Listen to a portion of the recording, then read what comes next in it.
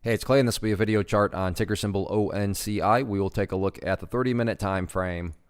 Real quick, what do I mean by 30-minute in case maybe we're new to charts? Instead of each one of these candlesticks here representing 1 day's worth of price action, which is what you would normally see, each one represents 30 minutes. So all this here may look like several days worth of time. It's actually today's price action broken down into 30-minute time slices.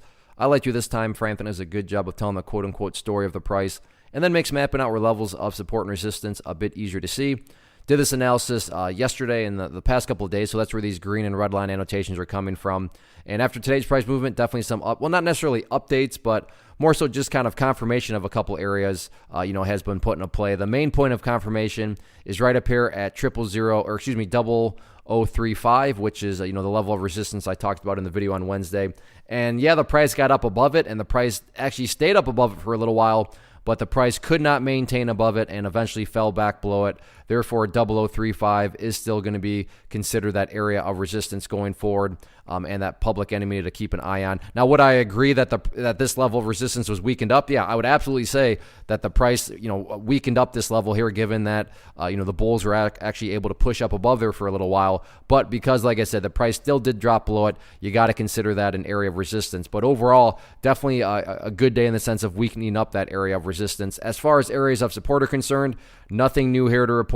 You still have 0029, which is where the price was hanging around yesterday. Got the nice bounce from there. Still have the purple line there, which is the 50-period simple moving average. So overall, the chart is still in the uptrend.